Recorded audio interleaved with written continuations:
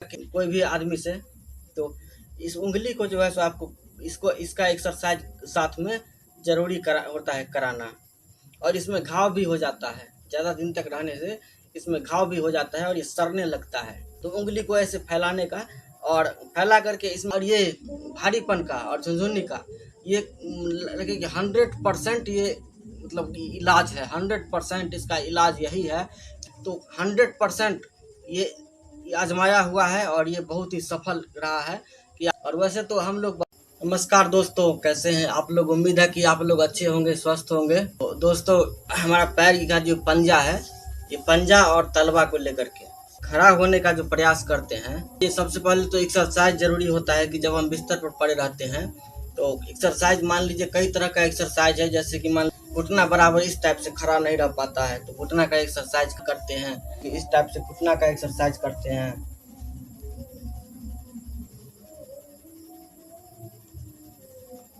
खड़ा नहीं रहता है तो इसको बांध के भी रख सकते हैं घुटना को। पैर उठाने का एक्सरसाइज करते हैं, लेट करके पैर को ऊपर उठाने का, इस तरह से पैर को फैलाना है।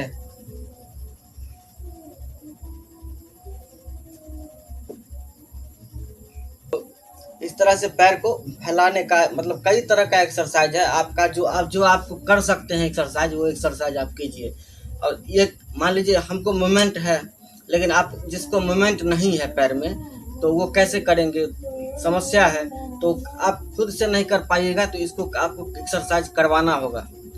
आपको घर में किसी इंसान आदमी का सहारा लेना पड़ेगा एक्सरसाइज के लिए। क्या है कि बहुत भाई लोग कहते हैं कि खड़ा नहीं हो पा रहे हैं और एक्सरसाइज बैलेंस नहीं मिल पाता है, घुटना लॉक नहीं होता है। तो हम बता रहे हैं, सबसे एक बहुत ही इम्पोर्टेंट एक्सरसाइज है ये पैर उठाने का, खड़ा होने के लिए और घुटना लॉक के लिए। और इस तरह से करते हैं, या फिर पेट के बल लेट करके जो एक्सरसाइज करते हैं।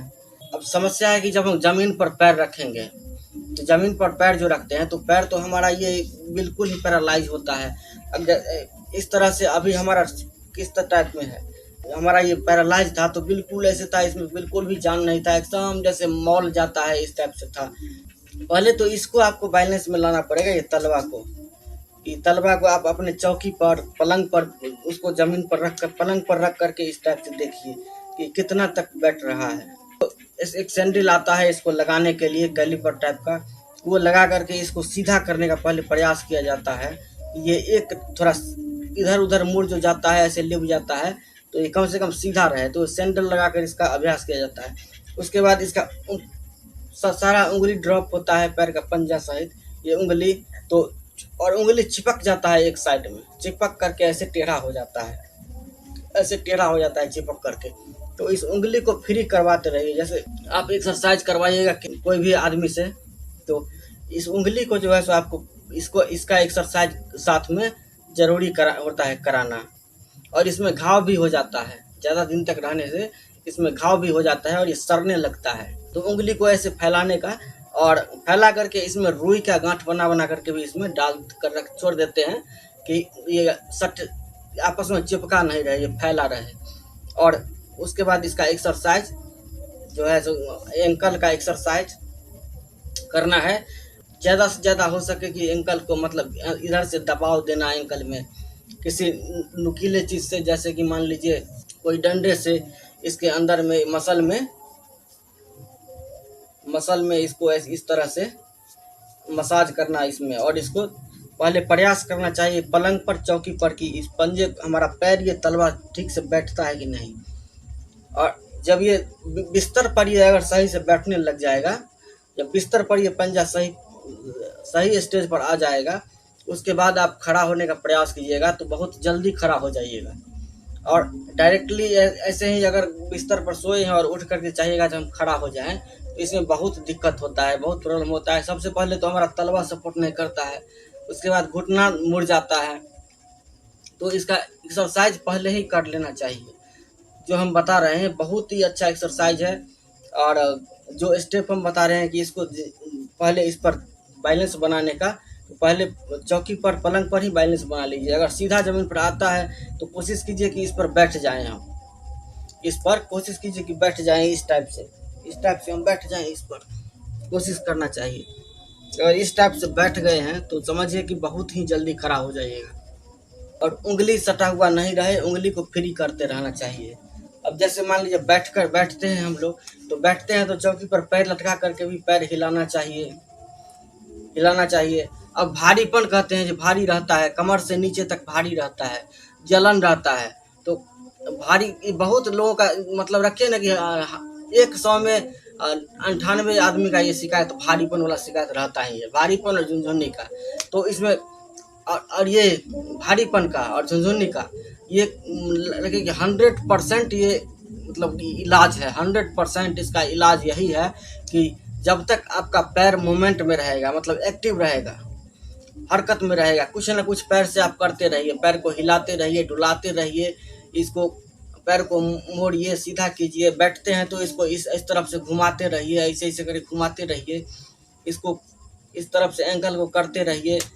इसमें थोड़ा मसाज करवा दीजिए 2 बार 3 बार किसी से, या मसल सबको जो है सो बार बार इसको मोमेंट में रखिए।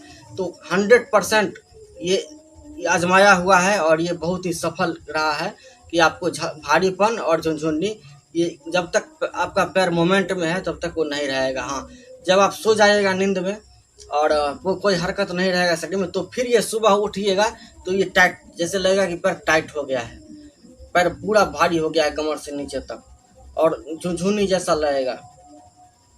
फिर एक्सरसाइज कीजिएगा तब ये दिन में फ्री हो जाएगा। जब तक मोमेंट में रहेगा पैर हरकत में तब तक ये फ्री रहेगा, रुकने के बाद फिर से हो जाएगा। और ये सब दिन नहीं रहेगा, जैसे जैसे इसमें ताकत आता जाएगा, दिन आपका बीतता जाएगा, वैसे वैसे ये समस्या कम होता चला जाता है धीरे धीरे। ऐसा नहीं है कोई दवा खाए और कल से हमारा ठीक हो गया भारीपन, ऐसा नहीं रहता है। और भारीपन आपका जहाँ से इंजरी है उससे नीचे पूरा अंग भारी रहेगा, क्योंकि उसमें सेंसेशन और मतलब प्राण शक्ति नहीं रहता है। और वैसे तो हम लोग बहुत ज़्यादा एक्सरसाइज करते हैं और बहुत कठिन एक्सरसाइज भी हम कर लेते हैं। तो हम तो करते हैं क्योंकि हमारे पैर में मूवमेंट है, इसलिए हम कर पाते हैं। और जिनको मूवमेंट है नहीं, वो नहीं कर पाएंगे, तो उनको आपको किसी दूसरे का सहारा लेकर करवाना होगा। और आपको अभ्यास जो है करना होगा अब स्तर पर। अभ्यास करने के बाद ही सफल हो पाइएगा, अगर इस पर नहीं कीजिएगा तो नहीं हो पाएगा। तो ठीक है दोस्तों, ये हमारा पंजा ये तलवा ज़मीन पर नहीं बैठता है, इसको लेकर के हमारा जो अनुभव था और जो मेरे समझ से जो ठीक था वो हम आपको बताए हैं। तो वीडियो आप लोगों को कैसा लगा कमेंट में ज़रूर बताइएगा और अपना प्रश्न ज़रूर पूछिएगा कमेंट में। तो मिलते हैं फिर अगले वीडियो में। जय श्री राम, प्रणाम।